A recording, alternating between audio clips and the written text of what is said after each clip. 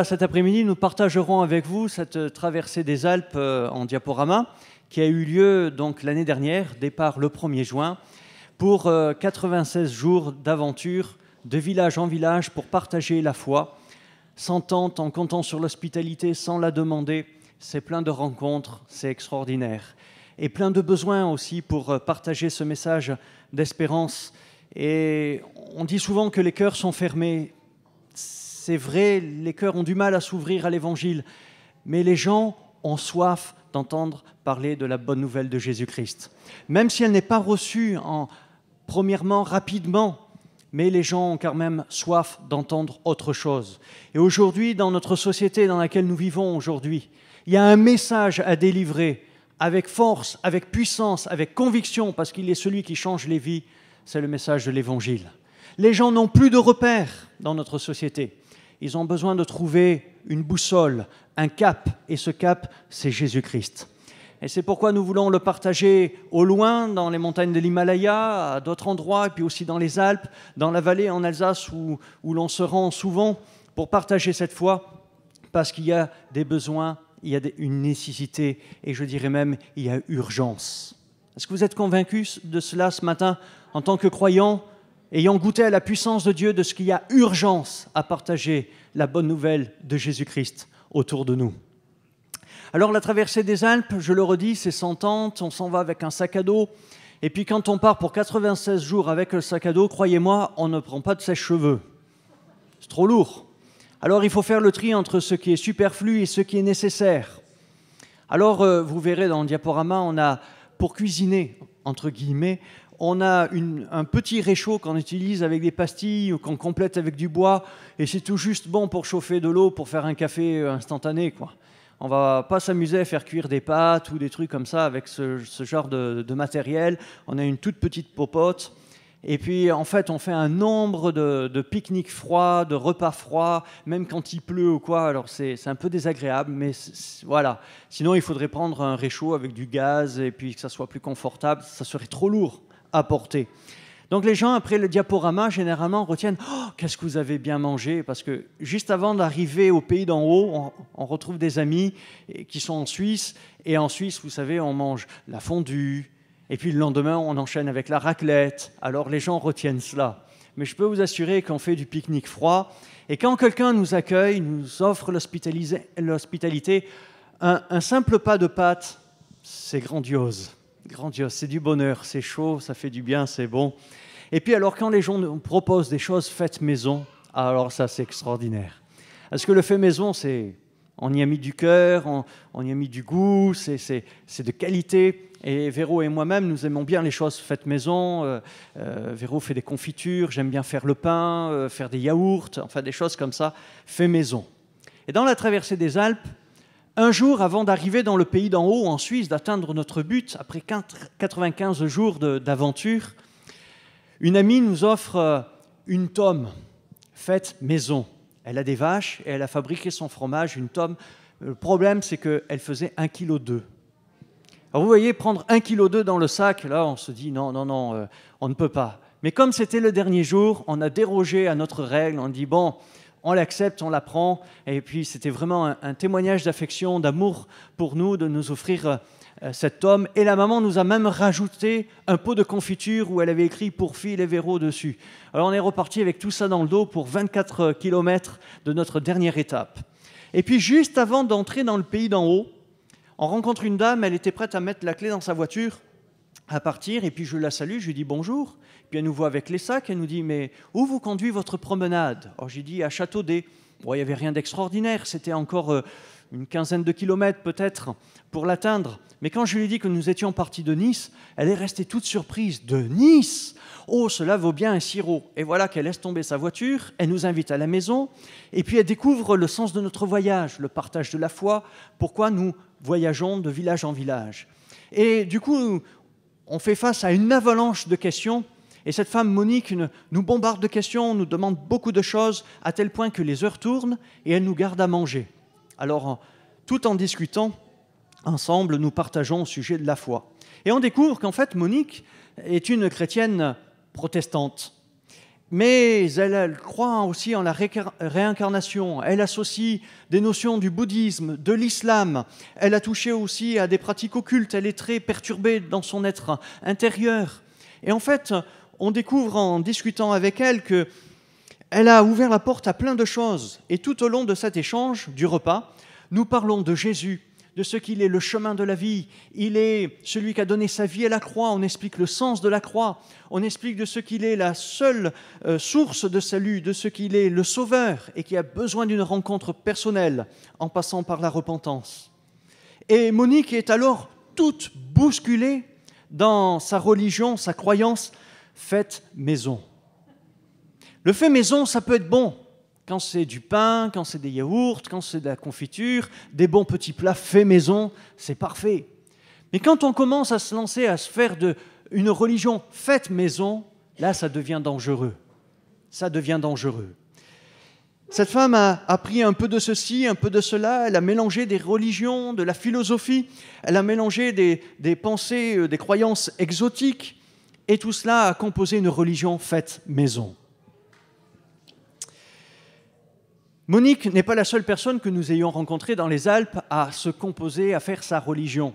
On a rencontré bien d'autres personnes, entre autres un homme une année lors de la première traversée qui se disait lui aussi protestant et à la fin du culte, lors d'un petit pique-nique communautaire, il nous disait « Il est plus rassurant pour moi de croire dans la réincarnation que de croire dans la résurrection. » Mais si le pauvre Luther, s'il entendait ça, le pauvre Calvin aussi, il serait tout retourné, tout surpris, et se dire à quoi bon d'avoir enseigné le protestantisme, la Bible.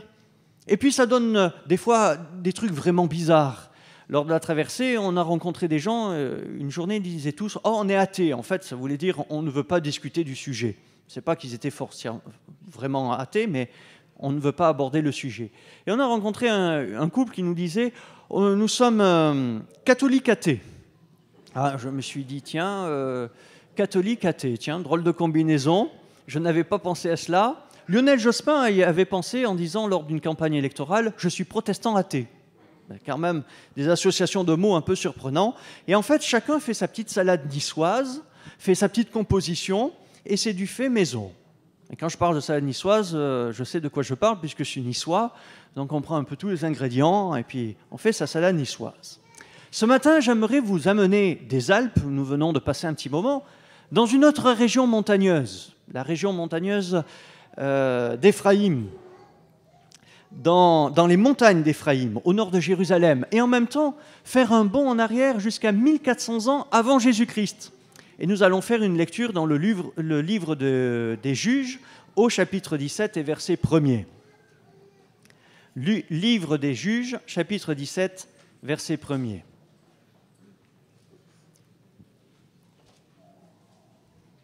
Dans la région montagneuse d'Éphraïm vivait un homme nommé Mika. Il déclara à sa mère « Tu te souviens qu'on t'a volé 1100 pièces d'argent et que tu as maudit le voleur en ma présence ? Eh bien, c'est moi qui ai pris cet argent. Il est chez moi. Que mon fils soit béni de l'Éternel, lui dit sa mère.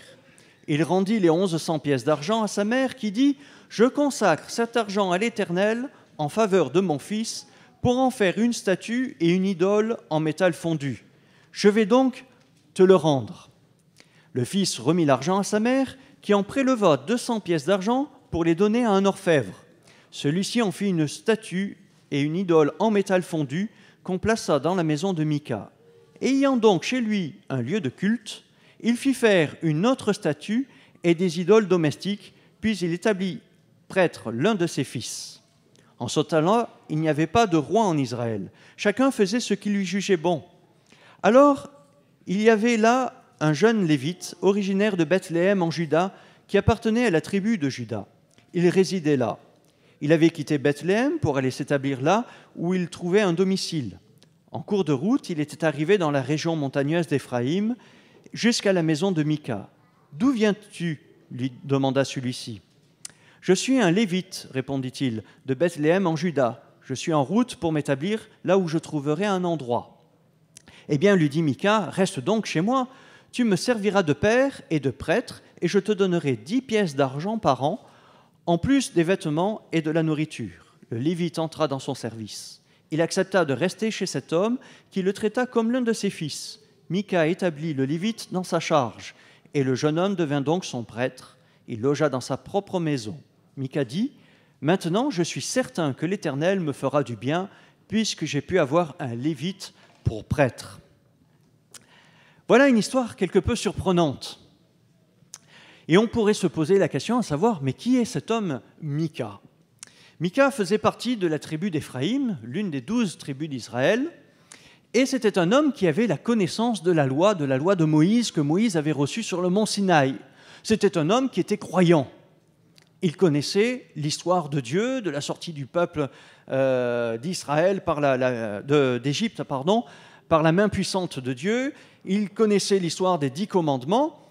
Et puis, vous savez, ces 10 commandements où il est dit dans Exode chapitre 20, où Dieu dit « tu ne feras pas d'image taillée, tu n'auras pas d'autre Dieu que moi, tu ne te prosterneras pas devant des idoles, tu ne voleras point, tu ne commettras point d'adultère, tu ne convoiteras point. » Mika avait connaissance de tout cela. Et on pourrait se dire, mais peut-être que depuis le temps où Moïse a reçu les 10 commandements et l'époque de Mika, il s'est passé beaucoup de temps, et puis Mika a oublié cet enseignement. Mais détrompez-vous, quand on regarde de plus près, entre le moment où Moïse reçoit les 10 commandements et le moment où nous vivons cette histoire avec Mika, il s'est passé plus ou moins 90 ans. 90 ans, ce n'était pas suffisant pour oublier cet enseignement-là. Et pourtant, Mika s'est lancé dans des choses invraisemblables où il est sorti totalement des 10 commandements. D'abord, l'Écriture disait « tu ne voleras point ». Et puis il a osé voler sa propre mère. Il a changé le commandement « tu ne te feras point prendre ». Et puis, il a mélangé avec sa mère, ils se sont lancés dans une entreprise invraisemblable d'idolâtrie. Ils ont associé le nom de l'Éternel avec celui des idoles. Ils vont faire fabriquer des statues pour les adorer, s'incliner devant elles. Tout ce que les 10 commandements interdisaient. Et Mika place son fils comme prêtre dans ce culte. Et l'Écriture nous dit au verset 5, « Ayant donc chez lui un lieu de culte. » Chez lui, un lieu de culte. Et c'est là ce que fait Mika, une religion, un culte fait maison dans sa propre maison. Et puis il va faire évoluer son culte, sa religion, sa croyance. Il va même chercher jusqu'à employer un jeune lévite qui passait par là. Alors un lévite, c'était quelqu'un qui était consacré au culte de l'Éternel, qui était censé servir Dieu véritablement. Et voici que ce lévite était en quelque sorte un mercenaire de la foi, puisque pour une somme d'argent, pour un certain confort, il va être prêt à se lancer à servir un homme dans une religion faite maison, qui n'a plus rien à voir avec le véritable culte de l'Éternel. Il va lui donner des bonnes conditions et ce jeune va être appâté. Il va rester. Ce que l'on relève dans cette histoire, c'est qu'il y a une grande confusion. Il y a une association du nom du vrai Dieu avec des idoles, des dieux de mensonges. Il y a un mélange, un millimélo de vrai et de faux. Ce que l'on relève aussi dans cette histoire, c'est la dimension de superstition. Au verset 13, il nous est dit « Maintenant, je suis certain que l'Éternel me fera du bien, puisque j'ai pu avoir un lévite pour prêtre. » Mika pensait qu'en ayant ce lévite à son service de sa propre religion, Dieu allait le bénir. Et souvent, on peut découvrir des gens qui abordent la foi chrétienne, le christianisme dans une notion de superstition. Ah ben maintenant que j'ai une Bible dans la maison, maintenant que j'ai une représentation de Jésus, ou comme autrefois on avait l'habitude, et entre autres particulièrement aussi dans les Alpes, d'avoir un crucifix dans la maison, pensant que ça allait nous protéger la maison des incendies, de la maladie, de la mort. C'était une dimension de croyance superstitieuse. Et souvent les gens vont aborder le christianisme sous une notion de superstition. Jésus, ce n'est pas une patte de lapin. Jésus, ce n'est pas le petit porte-bonheur que l'on a autour du cou parce qu'on porte une croix ou parce qu'on a un petit signe religieux sur soi. Une dimension de superstition où on pense que Dieu va nous approuver, même si on est totalement à côté. Mika avait volé sa mère. Il a enfreint les 10 commandements. Mika a fait fabriquer des idoles, il s'est prosterné devant ces idoles, il met un système de prêtrise pour assumer son culte, et il pense encore être béni de Dieu. Ce que l'on relève aussi dans cette histoire, c'est que certainement, il y a eu une influence. Le peuple d'Israël s'est établi dans la terre promise, mais était aussi entouré de tribus qui avaient des pratiques d'idolâtrie. Et certainement, Israël a vu cette idolâtrie déjà en Égypte et a conservé quelques traces, quelques séquelles. Et voici que, sous l'influence de ces religions, des croyances exotiques, eh bien Mika a composé sa propre religion, il a fait une religion faite maison. Et alors que nous étions en train de parler avec cette femme, Monique, j'étais en train de penser à des textes de l'Écriture, entre autres l'histoire de Mika, ou encore dans Ésaïe chapitre 2, où Ésaïe dit ceci au verset 6, il dit ceci à l'Éternel, « Tu as abandonné ton peuple, la communauté de Jacob, car il est envahi par les superstitions qui viennent de l'Orient, les magiciens pullulent autant qu'en Philistie. » Ou encore au verset 8, « Le pays est rempli d'idoles, et les gens se prosternent devant leurs propres œuvres que leurs mains ont sculptées. » Se prosternent devant leurs propres œuvres que leurs mains ont sculptées. Et puis des superstitions qui viennent de l'Orient. Et aujourd'hui, c'est la même chose. Les gens sont prêts à ouvrir leur cœur à des superstitions qui viennent de l'Orient avec l'hindouisme, le bouddhisme, le zen, l'islam, le chamanisme. On est prêt à faire un mélange avec des notions chrétiennes et de se fabriquer sa propre sculpture religieuse, faite maison, une religion sculptée par ses propres mains, une croyance faite maison. Cela m'amène à penser de plus près à ce texte de l'apôtre Paul que l'on trouve dans 2 Timothée chapitre 4. Ne le cherchez pas, je vais le lire dans la version parole vivante, où l'apôtre Paul dit ceci, « Car il viendra un temps où les hommes ne voudront plus rien savoir de la doctrine biblique du salut. Sous l'influence de leurs désirs et pour satisfaire leur convoitise, ils se choisiront une foule de maîtres, ils courront de doctrine en doctrine, au gré de leur fantaisie, ayant la démangeaison d'entendre des paroles qui chatouillent agréablement leurs oreilles, ils se détourneront de plus en plus de la vérité et se rabattront sur des mythes. » Paroles prophétiques dans les derniers temps. Le monde vit de plus en plus dans la recherche d'une satisfaction personnelle, d'un bien-être personnel, d'un confort. Et même dans le domaine spirituel, on veut rechercher un confort, une croyance qui m'est confortable, une croyance qui me convient bien, qui me plaît, qui m'est agréable. Et s'il n'y a pas l'amour de la vérité, alors on va ouvrir la porte à toute forme de doctrine et on va se rattacher à des mythes, on va se rattacher à des fables de mensonges. Et dans la recherche de l'agréable pour ses oreilles, on fabrique ainsi sa propre religion. Dans Ésaïe chapitre 30 et verset 9, le prophète nous dit « Car c'est un peuple révolté, en parlant d'Israël, ce sont des fils trompeurs et qui refusent d'écouter la loi de l'Éternel, qui disent aux prophètes « Ne prophétisez pas ». Et à ceux qui ont des révélations, cessez de nous servir des révélations vraies. Annoncez-nous des choses agréables, que vos révélations nous bercent d'illusions.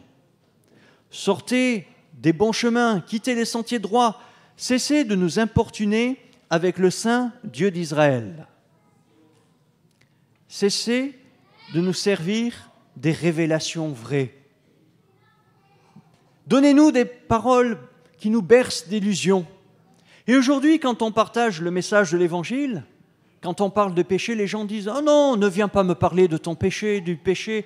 Non, cela, non, je n'y crois pas, ça ne m'intéresse pas. » Quand on parle de la justice de Dieu, de ce qu'un jour on devra rendre compte pour nos actes et nos paroles devant Dieu, on dit « Ah non, non, non, ne me parle pas de Dieu. On ne veut pas de Dieu. Ne me parle plus de ton Jésus. Je ne veux pas l'entendre. Parle-moi de choses qui viennent me chatouiller les oreilles, qui sont agréables et qui vont me bercer d'illusions. » Et ainsi, les gens sont prêts à associer un petit peu de la Bible avec un millimélo de philosophie, de religion, et on rentre dans une confusion totale. Une religion faite maison. Et les gens pensent ainsi encore, même sans croire en Dieu, que, au cas où il y en aurait un, ils seraient encore accueillis par Dieu le jour où ils mourront. De la croyance faite maison. Mais le danger de composer sa religion faite maison n'est pas uniquement pour les gens qui n'ont pas vraiment entendu parler de l'Évangile dans sa plénitude. Le danger se trouve même pour nous chrétiens. Dans le milieu même évangélique, il y a le danger de composer sa propre religion évangélique, un évangile fait maison. Je prends quelques exemples.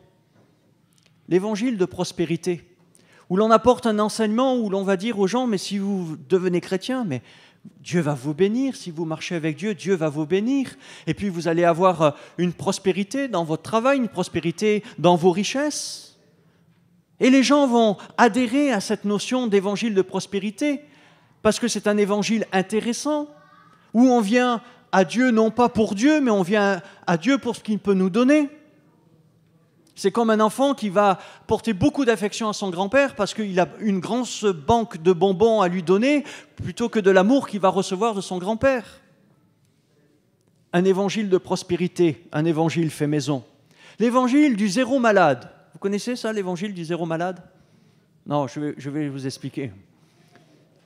Il y a des gens qui parlent de l'évangile et qui disent « mais quand on est chrétien, on ne peut pas être malade. On a une telle protection de Dieu sur notre vie, on ne peut pas être malade. » Alors là, moi, j'arrête tout de suite parce que je dis, ça, c'est un évangile fait maison. Ce n'est pas ce que l'on trouve dans l'Écriture. Il y a les gens qui disent que, si tu es malade, alors en tant que chrétien, c'est parce que tu as commis un péché.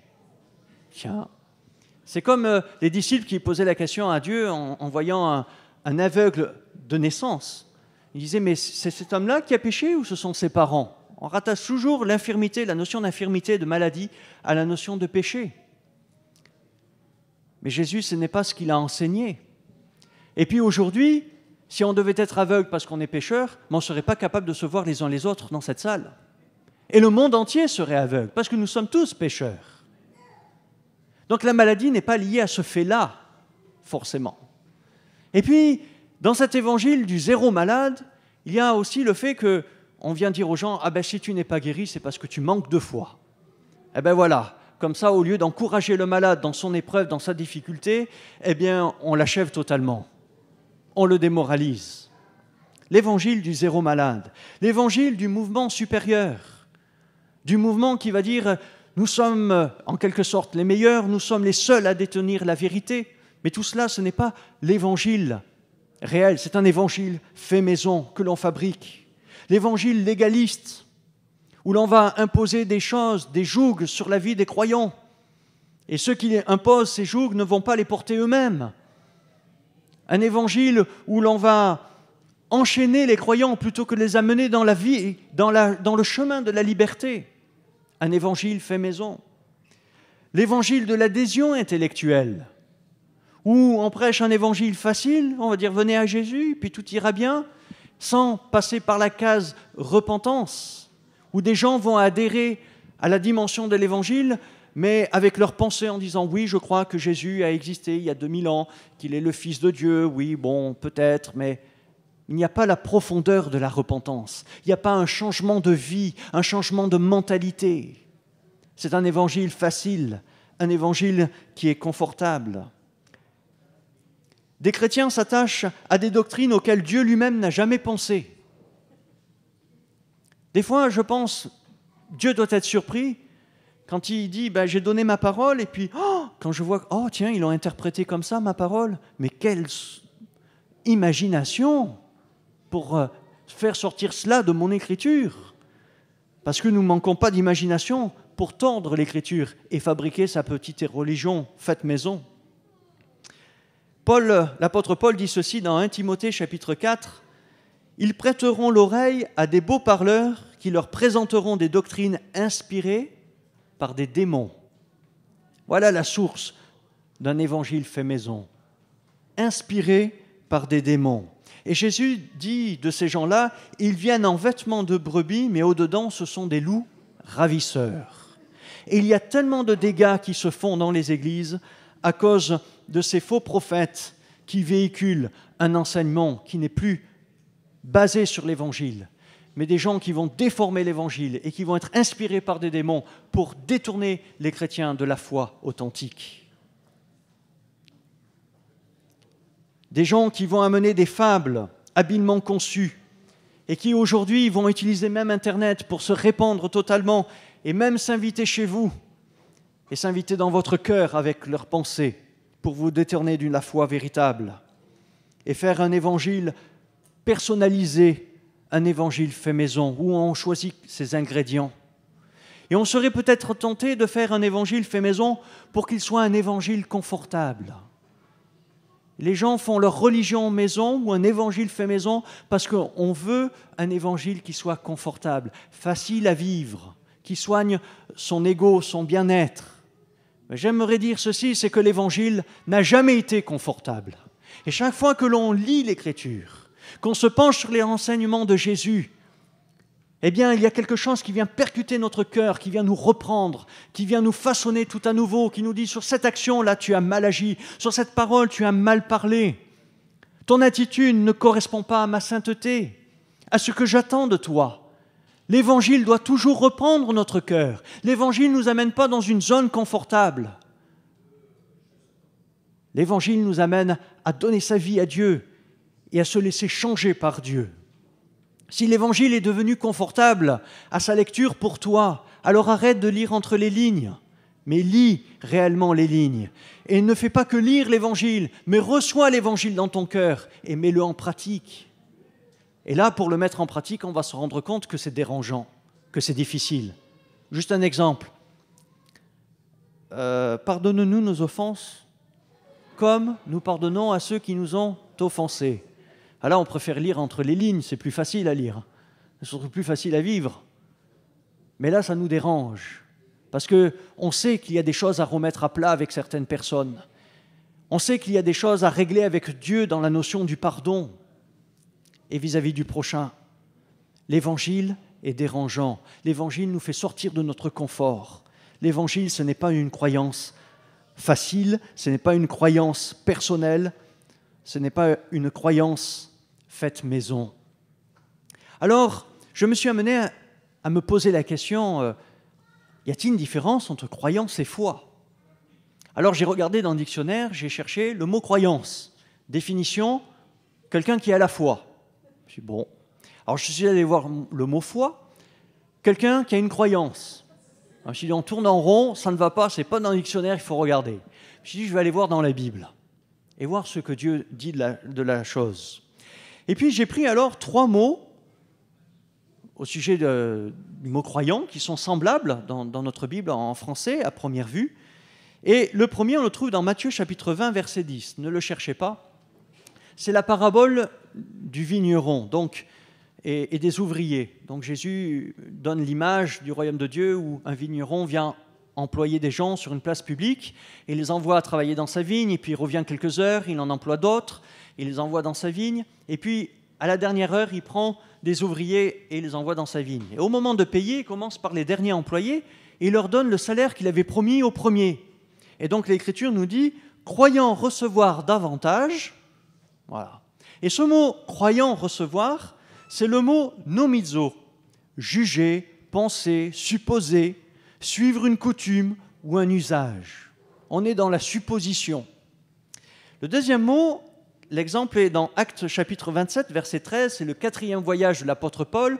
Donc Paul est prisonnier, il voyage en bateau, il est conduit jusqu'à Rome. Et alors que le navire doit partir, quitter la Crète pour continuer son voyage, l'apôtre Paul dit « La saison n'est pas bonne, on ferait mieux de passer l'hiver dans ce port pour éviter les problèmes. » Et puis le capitaine du bateau et les chefs romains vont regarder un petit peu la météo et il nous est dit « Un léger vent du sud vint à souffler et se croyant maîtres de leur dessein, ils levèrent l'ancre et côtoyèrent de près l'île de Crète. » Ce mot-là, croyant, se croyant maîtres de leur destin, c'est le mot dokéo en grec. Et il est intéressant parce que cela signifie avoir une opinion, penser, supposer, je pense, je juge, il me paraît bon, il me plaît, ou encore j'ai déterminé. Voilà ce qui est intéressant. Je pense, il me paraît bon de croire, il m'est agréable à croire. Et puis le troisième mot, c'est dans l'évangile de Jean, chapitre 20, verset 31, c'est la conclusion de l'évangile de Jean, où Jean dit ceci: « Mais ces choses ont été écrites afin que vous croyiez que Jésus est le Christ, le Fils de Dieu, et qu'en croyant, vous ayez la vie en son nom. » Pensez-vous que là, nous trouvons le même mot quand Jean dit ceci, qu'en croyant, vous ayez la vie en son nom. Pensez-vous que ce soit, si vous supposez, si vous êtes de bonne foi, vous pensez, si il vous est agréable de croire, eh bien à ce moment-là, vous aurez la vie en son nom. Et non, c'est un autre mot, c'est le mot pistéo.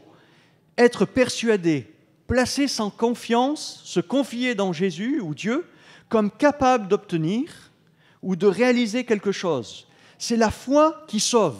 Et ce mot vient en fait à la même origine que le mot foi, pistis, qui est donc une conviction ou une confiance concernant la relation avec Dieu, croire avec l'idée prédominante de confiance en Dieu, en Christ. Donc 3 mots qui sont totalement différents. Et la notion de croyance, c'est une supposition, c'est quelque chose qui me plaît à croire. Mais la notion de foi, c'est la confiance qui est placée en la personne de Jésus. La foi, ce n'est pas le fruit de mon imagination. La foi, c'est la confiance placée en Dieu. Et dans Matthieu chapitre 8, verset 13, là où on le trouve, c'est le même mot. Puis Jésus dit au centenier, « Va, qu'il te soit fait selon ta foi. » Et à l'heure même, le serviteur fut guéri. Et toutes les fois où il y a des miracles, toutes les fois où il y a pardon des péchés, toutes les fois où il y a changement de vie, il y a le salut qui est offert en Jésus, c'est en réponse au mot « foi », pas au fruit de l'imagination, à la fabrication de sa croyance, je suppose que, je pense que. La réponse au mot « foi ». S'il y a de la confusion dans le cœur de l'homme, il n'y a pas de confusion dans la pensée de Dieu, dans les mots de Dieu. Dieu ne se trompe pas dans son vocabulaire. Alors on pourrait se poser la question croyance ou foi, ou alors roc ou sable. Cela nous ramène m'amène à une pensée, avant de développer un peu plus bas, à une pensée, nous étions dans la vallée de Masevaux, donc en Alsace, et puis un jour on était en train de discuter avec une dame qui était fâchée avec son idée du christianisme et qui était opposée à notre foi. Elle était pro-bouddhiste, ouverte à l'islam, et puis elle nous parlait de sa foi. « Ah, mais moi je crois que Dieu, il est comme ceci. Pour moi, Dieu, il est suffisamment amour. Et puis Dieu, eh bien, c'est autant le Dieu des hindouistes que le Dieu que l'on trouve dans la Bible ou dans la notion de l'islam. Pour moi, c'est comme ceci, pour moi, c'est comme cela. » Et à un moment, je lui ai dit « Mais d'où provient votre théologie de Dieu? Sur quoi appuyez-vous votre croyance ?» Et cette dame était forcée de reconnaître que tout ce qu'elle croyait était bâti sur son simple point de vue. Je pense qu'il m'est agréable de croire exactement ce que le mot dokeo dépeint. Il me paraît bon, il me plaît, j'ai déterminé. C'est du fait maison, comme Mika, cet homme. D'ailleurs, dans l'histoire de Mika, plus tard, une tribu d'Israël va passer, il va lui voler son prêtre et ses idoles. Et puis il va dire, on m'a pris mes idoles et on a emporté mon prêtre. Et ça montre bien cette dimension, c'est moi qui ai fait, c'était à moi, ça m'appartenait. Je l'avais conçu. Alors j'ai répondu à cette dame, ma foi est bâtie sur Dieu, sur ce qu'il dit, sur son Fils, sur ce qu'il a fait. J'en ai une ferme assurance, car ce que Jésus a dit, je l'ai touché, je l'ai vu se réaliser dans ma vie. Je n'ai pas une croyance, j'ai la foi en Dieu, j'ai la foi de Dieu. Et l'Écriture nous dit que sans la foi, il est impossible d'être agréable à Dieu. La foi, ce n'est pas chercher à croire ce qu'il me plaît, ce qui m'est agréable, ce que je pense, mais la foi, c'est de croire ce qui plaît à Dieu, ce que Dieu dit, ce que Dieu est. C'est là la foi chrétienne. Alors c'est une différence que Jésus établit. Je disais tout à l'heure, croyance ou foi, ou roc ou sable. Cela nous amène à cette parabole où Jésus a enseigné que quelqu'un qui écoute sa parole et qui la met en application, qui obéit à sa parole, donc qui va mettre foi dans la parole de Jésus, va être semblable à un homme qui a bâti sa maison sur le roc. Et quelqu'un qui entend la parole et qui ne met pas en application, qui ne va pas rentrer avec ce cœur de foi, et qui va peut-être juste mettre un peu sa croyance, qui va penser, concevoir un peu comme il entend, il va bâtir sa maison sur le sable. Et à première vue, les deux maisons sont bien. Belle réalisation, belle architecture, elles sont pratiques, bien. Il y a le garage, tout est prévu, petit coin piscine, belle maison. Mais l'Écriture nous dit, Jésus nous parle de ce qu'à un moment est venue une tempête. Le vent a soufflé, la pluie est tombée, et puis l'eau a tout emporté au niveau de la maison qui a été bâtie sur le sable.